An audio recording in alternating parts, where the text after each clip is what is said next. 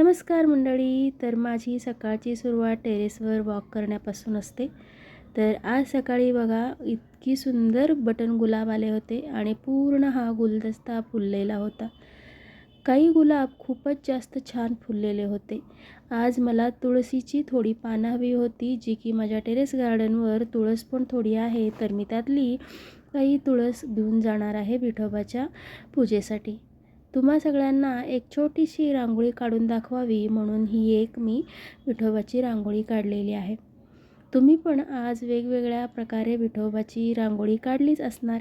तर आज फराळीसाठी माझा सिंपल असा बेत होता, कारण सकाळी च्या गडबडीत मला थोडंसं कमीच असं पाहिजे होतं, म्हणून मी इथं खिचडी बनवलेली आहे, शेंगदाण्याचा लाडू आणि थोडेसे चिप्स, जे की फक्त माझ्यासाठी बनवून घेतलेले आहे, कारण उपवास फक्त माझाच होता.